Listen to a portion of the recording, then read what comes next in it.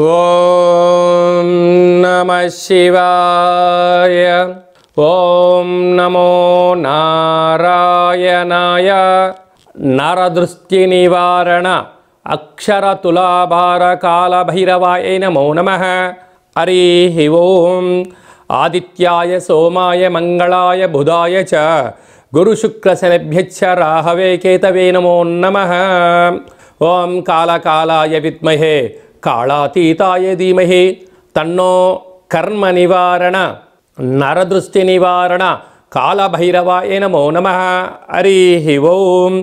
మా ఛానల్కి స్వాగతం. చూస్తున్న వీక్షకులకు ప్రేక్షకులకు ప్రియ కాళభైరవ భగవద్బంధులకి స్వాగతం పలుకుతూ సనాతన ధర్మ సంరక్షకులకి అలాగనే జ్యోతిష అభిమానులకు అందరికీ కూడా ముందస్తుగా తెలుగు ఉగాది పండగ శుభాకాంక్షలు. శ్రీ విశ్వావసునామ సంవత్సరంలో అందరికీ శుభాన్ని, జయాన్ని, లాభాన్ని, ఆయురారోగ్యాలు ప్రసాదించాలని మనసారా కాళభైరవ స్వామి వారిని వేడుకుందాం. ద్వాదశ రాశుల్లో గ్రహ గమనాలు వీక్షింపచేద్దాం. వృషభ రాశిలో దేవగురు బృహస్పతి సంచార స్థితి, కన్యరాశిలో కేతు సంచార స్థితి, మీనరాశిలో శని రాహుల సంచార స్థితితో ఉగాది పండగ ప్రారంభం అవుతుంది. అదే కాకుండా ఈ సంవత్సరము మనకు మే నెలలో రాహుకేతులు మారడం, అలాగనే దేవగురు బృహస్పతి మిథున రాశిలోకి సంచారం చేయడం జరుగుతుంది. తెలుగు ఉగాది పండగ మహోత్సవ కార్యక్రమంలో శ్రీ విశ్వావసునామ సంవత్సరంలో పంచాంగ శ్రవణ మహోత్సవ కార్యక్రమంలో తులారాశి వారికి ఎలా ఉండబోతుందో ఈ వీడియోలో సవివరంగా సంపూర్ణంగా తెలుసుకుందాం. తులారాశిలో ఏ నక్షత్రాలు వస్తాయి అనగా చిత్తా నక్షత్రంలోని 3వ పాదం, 4వ పాదం, స్వాతి నక్షత్రంలోని 4 పాదాలు, విశాఖ నక్షత్రంలోని 1, 2, 3 పాదములు కలిపితే తులారాశి అవ్వడం జరుగుతుంది. అలాగనే చాలామందికి పుట్టినటువంటి కాల సమయంలో డేటా బర్త్లు లేనటువంటి కారణం వలన పేరు యొక్క మొదటి అక్షరాన్ని అనుసరిస్తూ ఆ రాశిని తెలుసుకునే ప్రయత్నం చేద్దాం. రా, రీ, శ్రీ, రు, రే, రో, తా, తి, తు, తే అక్షరాల వారందరూ కూడా తులారాశి జాతకులే. తులారాశి యొక్క అధిపతి శుక్ర భగవానుడు. ఈ సంవత్సరం వీరి ఆదాయ వ్యయాన్ని గమనించినట్లయితే అదృష్ట రాశులలో ఈ రాశి కూడా మరో స్థానంలో ఉందని చెప్పి గమనించాలి. 11 ఆదాయం, వ్యయం 5. అంటే 11 రూపాయలు సంపాదిస్తే కేవలం 5 రూపాయలు ఖర్చు అవుతున్నాయి, 6 రూపాయలు మిగలబోతున్నాయని చెప్పి గమనించాలి. ఈ 6 రూపాయలతో గతంలో చేసిన అప్పులను అంటే రుణాలను, స్థిరచరాస్తులను సొంతం చేసుకోవడం, ఉన్నతమైన భవనాలు, గృహాలు, బంగారు షేర్లు, ఆభరణాలు, నూతన వస్త్రాలు, ఇంటికి ఉపయోగపడేటువంటి అత్యంత ఆధునికమైనటువంటి టెక్నాలజీతో కూడుకున్నటువంటి ఫోన్లు, టీవీలు, రిఫ్రిజిరేటర్లు, విదేశీయాన ప్రయాణాలు, ఆధ్యాత్మిక ప్రయాణాలలో వీరికి అనంతమైన ఆనందాన్ని, ఆరోగ్యాన్ని చేకూర్చబోతున్నారు. అదే కాకుండా రాజపూజ్యం 2, అవమానం 2. మీరు ధర్మబద్ధంగా ఉండడం వలన మిమ్మల్ని ఎవరు అనరు, మీరు ఎవరిని అనిపించుకోకుండా ప్రయాణం చేయగలిగితే మంచి కాలము ఈ తులారాశి వారి సొంతమవుతుంది. అదే కాకుండా తులారాశి యొక్క అధిపతి శుక్ర భగవానుడు అవ్వడం వలన రసాధిపతి, వస్త్రాధిపతి, సర్పాధిపతి ఈ యొక్క శుక్రుడు అవ్వడం వలన నూతన వస్త్రాలు, బంగారు ఆభరణాలు, షేర్లు, కార్లు, సంపూర్ణ రత్నాలు ధరింపజేయడము, నవాభరణాలు ధరింపజేయడము, నవనిధితో కూడుకున్నటువంటి వ్యాపార సంపదలతో దేశంలో నలుమూలల విజయం తులారాశి వారి సొంతం కాబోతుంది. చాలా విశేషమైనది ఏమిటయ్యనగా 18 సంవత్సరాల తర్వాత రాహు భగవానుడు సంతాన స్థానంలోకి రావడం, 30 సంవత్సరాల తర్వాత శని భగవానుడు 6వ స్థానంలో సంచారం చేయడము, భాగ్యస్థానంలో 12 సంవత్సరాల తర్వాత దేవగురు బృహస్పతి సంచారం చేయడము, అలాగనే ఈ కేతు భగవానుడు ఏకాదశ స్థానంలో 18 సంవత్సరాల తర్వాత సంచారం చేయడం వలన గ్రహాలన్నీను కూడా మంచి కక్షలో, మంచి స్థితిలో మంచి ఫలితాలు ఇవ్వబోతున్నాడు. కనుక ఇలాంటి కాల సమయంలో అధికస్య అధిక ఫలితం అన్నట్టుగా ఫలితాలు బాగున్నప్పుడు ఆధ్యాత్మికంగా ఉండడం, భగవంతుడి యొక్క సేవ చేయడం, వీలైతే ప్రతి శుక్రవారం పూట ఉదయం 6 గంటల నుంచి 7 గంటల వరకు శుక్రహోర, ప్రతిరోజు శుక్రహోర ఉంటుంది కనుక ఓం ద్రాం ద్రీం ద్రౌం సహ శుక్రాయ నమః అనే మంత్రాన్ని 27 సార్లు స్మరించడం, 27 సార్లు వ్రాయడం, ఈ శుక్రగ్రహ తులాభార మహోత్సవ కార్యక్రమంలో పాల్గొనడం వలన అనంతమైనటువంటి సంపద తులారాశి వారికి స్థిరం కాబోతుంది. ఇన్ని వేల వీడియోలలో వీరు ఈ వీడియో చూస్తున్నారు అన్నట్లయితే శుక్ర భగవానునికి సేవ చేసే సమయం ఆసన్నమైంది, శుక్రగ్రహ మూల మంత్రాన్ని రాసే సమయం ఆసన్నమైంది. ఎప్పుడైతే వ్రాయడం, స్మరించడం, తులాభారంలో ఎప్పుడైతే పాల్గొంటారో శుక్ర భగవానుడు సంసిద్ధంగా ఉన్నాడు మిమ్మల్ని ఆశీర్వదించడానికని చెప్పి మీరు గుర్తుపెట్టుకోగలగాలి. అంటే శుక్రుడి యొక్క ఆశీస్సులు ఎలా ఉంటాయి అంటే రాసులు పోసిన రాజ్యంలో జన్మించినటువంటి శ్రీరామచంద్రుడికి కుజదోషం ఉండడం, పుబ్బా నక్షత్ర సింహరాశిలో శుక్రుడు శత్రుస్థానంలో ఉండగా సీతామాత జన్మించడం వలన అన్నీ ఉన్న అడవులమ్మడిది తిరుగుతూ కందమూలాలు తింటూ జీవనాన్ని పొందారు. ఏమీ లేనటువంటి ఒకలామాత గృహంలో జన్మించిన వెంకటేశ్వర స్వామి వారికి అన్నీ కలిగినటువంటి స్వాతి నక్షత్రంలో జన్మించినటువంటి పద్మావతి అమ్మవారిని వివాహం చేసుకోవడం వలన అలా యోగం కలిగింది. అంటే భగవంతుడికే శుక్రుడు అనుకూలిస్తే నేల మీద ఉన్నవారు మకుటం లేని మహారాజుల్లాగా కలవు వెంకటనాయక అన్నట్టుగా అన్నీ కలిగిన రాముడు ఎలా నేల మీద ఉన్నాడో అలాగే మీరు కూడా వెంకటేశ్వర స్వామి వారిలాగా పద్మావతి అమ్మవారిలాగా ధనకనక వస్తు వాహనాలతో విరాజిల్లాలి అన్నట్లయితే శుక్రుడు యొక్క సేవ అవసరం అని చెప్పి గుర్తుపెట్టుకోగలగాలి. సాఫ్ట్వేర్ ఉద్యోగస్తులు, హార్డ్వేర్ ఉద్యోగస్తులు, వ్యవసాయ సోదరీమణులు, గృహ భవన నిర్మాణ కార్యక్రమాలు, వ్యాపారస్తులు, చర్మ సౌందర్య వ్యాపారాలు, కేశ సౌందర్య వ్యాపారస్తులు, అలాగనే రిఫ్రిజిరేటర్లు కానీ ఎలక్ట్రానిక్ గూడ్స్ ఐటమ్ బిజినెస్ చేసేటువంటి వారందరికీ కూడా ఓపిక, పట్టుదల, సత్ప్రవర్తన శుక్రుడి యొక్క ఆశీలు ఉన్నట్లయితే అనంతమైన కోట్లు తులారాశి వారు సొంతం అని చెప్పి గమనించాలి. శ్రీ విశ్వావసునామ సంవత్సరంలో రాజు సూర్యభగవానుడు, మంత్రి చంద్రభగవానుడు అవ్వడం వలన ఈ సంవత్సరం ఎర్రటి పంటలకు, ఎర్రటి ధాన్యానికి, ఎర్రటి వస్తువులకు, ఎర్రటి నేలలు, అనేక రకాలమైనటువంటి రాజకీయ ధురంధరులకు చాలా మంచి కాలం అని చెప్పవచ్చు. గ్రామ, రాష్ట్ర, దేశ, ప్రపంచ స్థాయిలో ఎదగాలి అనుకుంటున్న వారికి కష్టే ఫలి, అంటే ఎవరైతే కష్టపడతారో వారు అద్భుతమైన విజయాలు ఈ సంవత్సరం మీ సొంతం చేసుకోవడానికి అవకాశం ఉంటుంది. అదే కాకుండా ఎన్నడూ లేనటువంటి విధంగా ఈ సంవత్సరం మనకు షష్ఠగ్రహ కూటమి అనగా రవి, చంద్రుడు, బుధుడు, శుక్రుడు, శని, రాహు గ్రహాలన్నీ కూడా మీనరాశిలోనే ఉండగా మనకు ఉగాది పండగ రావడం, ఉగాది పండగ ప్రారంభ మాసమంతను కూడా చతుర్గ్రహ కూటమితో సంచారం చేయడం, ఎన్నడూ లేనటువంటి విధంగా ఈ సంవత్సరంలో 4 పెద్ద గ్రహాలు మారడం, అంతనూ కూడా కష్టపడి పనిచేసేటువంటి వారికి, ధర్మబద్ధంగా న్యాయబద్ధంగా ఉండబడిన వారందరికీ ఈ సంవత్సరము జయహో అనేటువంటి విజయాలు మనందరి సొంతమవుతాయి. అది కాకుండా వీలైనంత వరకు భగవంతుడికి భక్తుడికి మధ్య అనుసంధానకర్త అయినటువంటి అంటే వీలైనంత వరకు ఆధ్యాత్మిక చింతనగా ఉండడం, రోజు ఉతికిన వస్త్రాలు ధరింపచేయడం, మొక్కలకు నీరు పోయడం, సూర్య నమస్కారాలు ఎవరైతే చేస్తారో వారందరికీ కూడా వీలైనంత వరకు ఆరోగ్యము, మనశ్శాంతి ఉండే అవకాశాలు ఉంటాయి.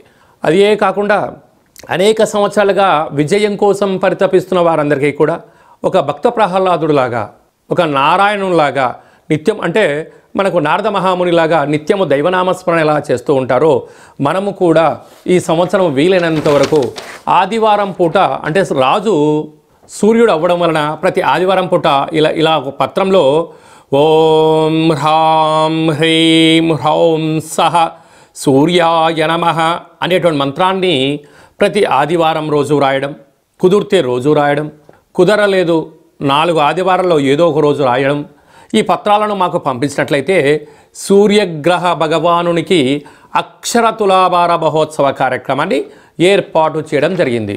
ముందు తులాభారము అనగానే మనము విద్యలో కానీ ఉద్యోగంలో కానీ విజయం సాధించినప్పుడు మనము షష్ఠపూర్తి కాల సమయంలో చాలా అరుదుగా చూస్తూ ఉంటాం. ఒకవైపు ధాన్యాన్ని, ఒకవైపు యజమానిని కూర్చోబెట్టి తులాభారం చేస్తూ ఉంటారు. కళవు వెంకటనాయక అనే వెంకటేశ్వర స్వామి యొక్క దేవాలయంలో రూపాయి బిళ్ళలతో తులాభారం చేస్తారు. ఎందుకు? లక్ష్మీ కటాక్షం కోసం, 7 తరాలు కూర్చొని తిన్నా తరగనంత ఆస్తి ఐశ్వర్యం కోసం అక్కడ తులాభారం చేస్తూ ఉంటారు. తెలంగాణ రాష్ట్రంలో గిరిజన జాతర అయినటువంటి సమ్మక్క సారక్క దేవాలయంలో బెల్లంతో తులాభారం చేస్తారు. ఎందుకు చేస్తారంటే అమ్మవారి యొక్క ఆశీస్సుల కోసం. అందుకే మనం తెలంగాణలో బెల్లాన్ని బంగారం అని చెప్పుకుంటూ ఉంటాం. అలాగనే మధురలో కృష్ణ పరమాత్మునికి వెన్నతో తులాభారం చేస్తూ ఉంటారు. అయితే చూడండి, మార్వాడి చూడండి, చిన్న జీవనాన్ని ప్రారంభించి కొద్ది కాలం కాగానే వాళ్ళు అపార కుబేర సంపన్నులుగా జీవనాన్ని పొందుతూ ఉంటారు. ఈ విధంగా మన అందరికీ కూడా ఐశ్వర్యం కోసం, యోగం కోసం ప్రతి ఆదివారం పూట సూర్యుడికి, ప్రతి సోమవారం పూట చంద్రుడికి, మంగళవారం కుజుడికి, బుధవారం బుధ భగవానునికి, గురువారం గురు భగవానునికి, శుక్రవారం శుక్ర భగవానునికి, శనివారం శని భగవానునికి, రాహు భగవానునికి, కేతు భగవానునికి ఎవరికి ఏ దోషమైతే ఉందో వారితో ఇలా పత్రం రాయించి ఈ పత్రాలంతా కూడా భగవంతుణ్ణి, ఆ నవగ్రహాల భగవంతుణ్ణి తులాభారంలో ఏర్పాటు చేసి మీ పేరు మీద పూజ చేసి మీకు ప్రసాదంగా నరదృష్టి నివారణకు సంబంధించినటువంటి ప్రసాదాన్ని తమకు అందజేయడం జరుగుతుంది. కనుక కలియుగ కాలంలో వెంకటేశ్వర స్వామిని స్మరిస్తే ఎలా యోగం కలుగుతుందో, విజయాలు కలిగిన తర్వాత పెద్దలను ఎలా దర్శించుకుంటామో, నామ ఇతి మంత్రియతః, నామాన్ని స్మరించడం వలన మనకు మనశ్శాంతి, ఆయువృద్ధి, జ్ఞానవృద్ధి కలుగుతూ కోపతాపాలకు దూరంగా ఉండేటువంటి పరిస్థితి ఉంటుంది.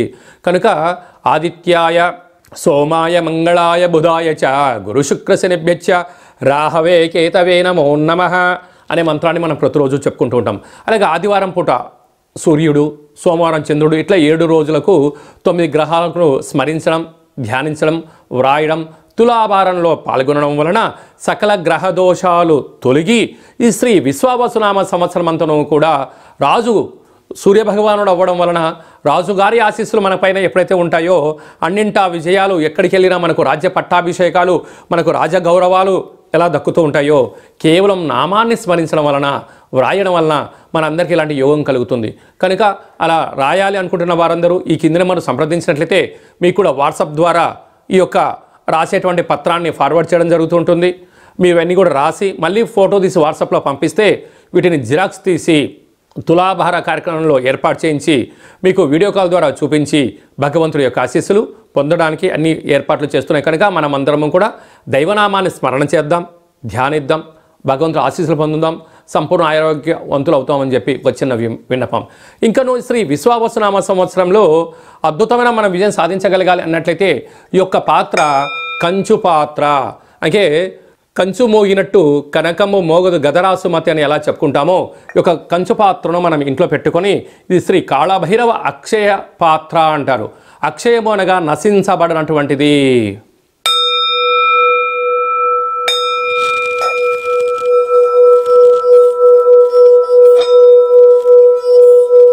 ఈ పాత్రలో 12 రాసులను అచ్చు వేయడం జరుగుతుంది. కనుక ప్రతిరోజు ఉదయం స్నానం చేసి సూర్య నమస్కారం చేసిన తర్వాత 2 అగరబత్తులు వెలిగించి తిప్పి ఇలాగా 12 సార్లు తిప్పడం వలన మనిషి శరీరంలో ఉండబడినటువంటి, హ్యూమన్ బాడీలో ఉండబడినటువంటి మూలాధార, స్వధిష్టాన, మణిపూరక, విశుద్ధ, అనాహత, ఆజ్ఞ అనేటువంటి చక్రాలు వికసింపచేసి వ్యక్తి జ్ఞానిగా మారి రోగం నుండి బయటపడము, నరదృష్టి నుంచి బయటపడము, అనేక రకాల సమస్యల నుంచి తనకు తానే రిలీజ్ అయిపోయి ఆవేశంగా ఉండబడిన వ్యక్తి శాంతంగా మారి ఉన్నతమైనటువంటి విలువలతో కూడుకున్న జీవితాన్ని పొందుతారని చెప్పి గమనించాలి.